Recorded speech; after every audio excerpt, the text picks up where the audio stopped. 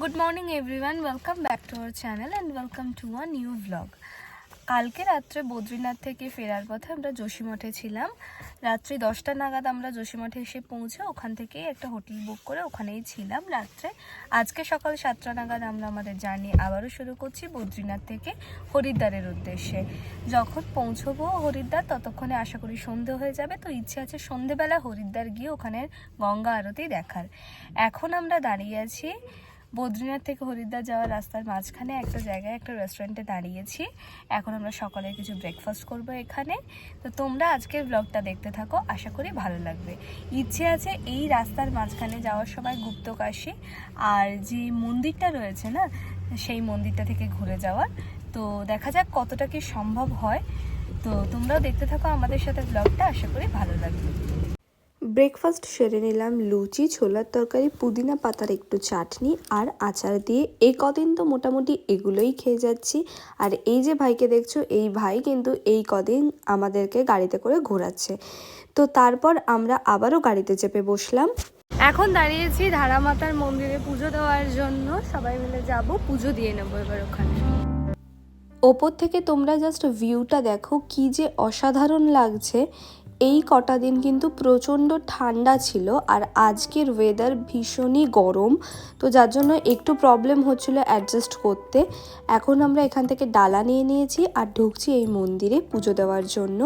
আর একটু একটু করে নিচে যাব। আর ওই যে মন্দির, অনেকটা খাড়াই রাস্তা দিয়ে নিচের দিকে যেতে হবে, মানে ওঠার সময় বেশ কষ্ট হবে বুঝতে পারছি।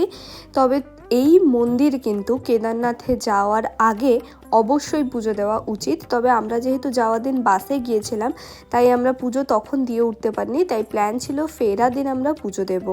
বলা হয় যতগুলো ধাম রয়েছে সেই 4 ধামের কিন্তু রক্ষাকর্তা ধারামাতা।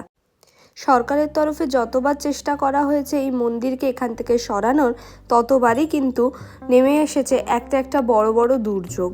তো আমরা এই মন্দিরে খুব সুন্দর করে পুজো দিয়ে নিলাম। আর যেহেতু এখানে ক্যামেরা অ্যালাউ নেই, তাই ভেতরে তোমাদেরকে দেখাতে পারলাম না। বাইরে এসে সবাই আইসক্রিম খেয়ে বেরিয়ে আসলাম।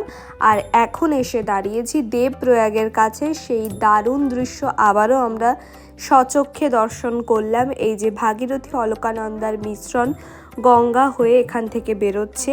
আর জলের কালারগুলো পুরোটাই আলাদা, কি সুন্দর দেখতে লাগছে দেখো।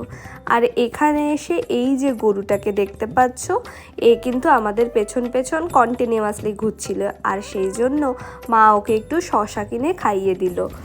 এই অবলা জীবগুলো যারা কথা বলতে পারে না, তাদের জন্য ভীষণই সহানুভূতি লাগে, কারণ এরা বলতে পারে না, কিন্তু তোমার আমার মতোই এদের কিন্তু অনুভূতি স্পষ্ট। এখন বাজে সন্ধ্যে 6:13 আর আমরা এসে পৌঁছেছি ঋষিকেশে। আর একদম রাস্তার পাশে একটা হোটেল নিয়েছি। আমি হোটেলের রুমটা অবশ্যই তোমাদের সাথে শেয়ার করব এবং হোটেলের কন্ট্যাক্ট ডিটেলসও তোমাদেরকে দিয়ে দেবো। এখন জাস্ট রুমে ঢুকেই একটুখানি ফ্রেশ হয়ে নিয়ে বেরোচ্ছি গঙ্গা আরতি দেখতে যাব বলে। এতটা ওয়েদারটা ড্রাই না, আস্তে আস্তে পুরো একদম যেন মুখটা পুরো শুকিয়ে যাচ্ছে, কেমন একটা অস্বস্তি হচ্ছিল শরীরের মধ্যে। রুমে এসে একটুখানি ফ্রেশ হলাম, হয়ে এবার জাস্ট বেরোচ্ছি। রুমটা খুব কম প্রাইসে নিয়েছে, 1500 টাকা নিয়েছে, 2টো বেড রয়েছে এবং সব ডিটেলস আমি তোমাদেরকে ভিডিওতে দিয়ে দিচ্ছি। হ্যাঁ, অ্যাকচুয়ালি ব্যাপারটা কি হয়েছে, ভেবেছিলাম হরিদ্বার আজকে ফিরে যাব, কিন্তু আসার সময় একটু প্ল্যানটা চেঞ্জ করে ফেললাম। যেহেতু ঋষিকেশটা বাদ থেকে যাচ্ছে, যাওয়ার পথে আজকে রাতে আমরা ঋষিকেশে স্টে করব। আজকে এখানে গঙ্গা আরতি দেখবো, কালকে সকালে ঋষিকেশের কিছুটা, হরিদ্বারের কিছুটা সাইট সিন করে কালকে আমরা, যেহেতু আমাদের ফেরার ট্রেন আছে, তো কালকে ট্রেনে একেবারে উঠে যাব, এরকম একটা প্ল্যান করেছি। তো কিভাবে সবটা কমপ্লিট করছি তোমরাও দেখতে থাকো। হরিদ্বারের ত্রিবেণীর ঘাটে সবচেয়ে সুন্দর বড়ভাবে আরতি হয়, তবে আমাদের হোটেল থেকে সেটা অনেকটাই ডিস্টেন্স ছিল, তাই আমরা ফ্রেশ হয়ে বেরোনোর পর ওখানে পৌঁছতে পারিনি বলে একদম কাছাকাছি ছোট্ট আর একটা নদীর ঘাটে এসে বসেছিলাম। আর এখানেও কিন্তু ছোট করে আরতির ব্যবস্থা করা হয়, আর এখানেও বেশ সুন্দর লাগলো সেই আরতি দেখতে। তোমরাও এবার দেখো কত সুন্দর এই গঙ্গা আরতি।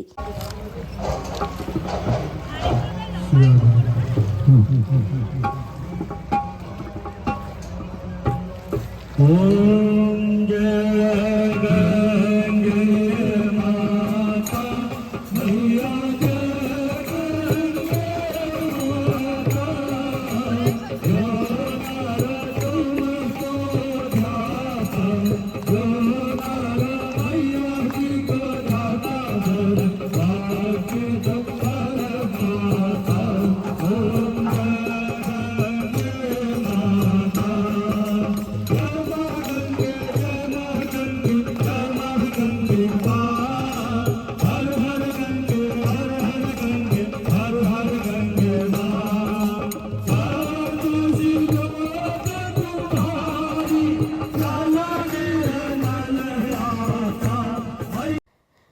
প্রচণ্ড শান্তি লাগছিল যতক্ষণ এই আরতি হচ্ছিল। ইচ্ছে আছে কাল হরিদ্বার গিয়ে হর কি পৌরি ঘাটে যে মহা আরতি হয় সেই আরতি দেখার।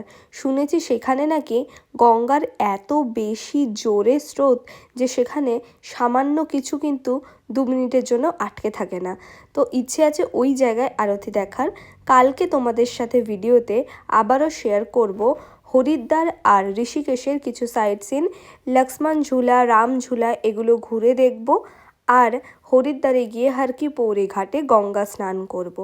তোমরা জানিও ভ্লগটা কেমন লাগলো, ভালো লাগলে অবশ্যই আমার চ্যানেলটাকে সাবস্ক্রাইব করে আমার পাশে থেকো। এই দিন সন্ধেটা এইখান থেকে গঙ্গা আরতি দেখে নিয়ে আবারও ফিরে গিয়েছিলাম হোটেলে, আর হোটেলে গিয়ে একটু রেস্ট করেছিলাম আর পরের দিন সকালবেলা আবারও রওনা দিয়েছিলাম হরিদ্বারের উদ্দেশ্যে। আরতির শেষে এই তাপ নিয়ে তারপর আমরা আবারও ব্যাক করছিলাম হোটেলের দিকে। যাওয়ার পথে খেলাম এই চাটটা। এটা কিন্তু এখানকার খুব স্পেশাল, পুরো শুকনো, মানে আমাদের ওখানকার ঝালমুড়ির মতো কিছুটা টেস্ট।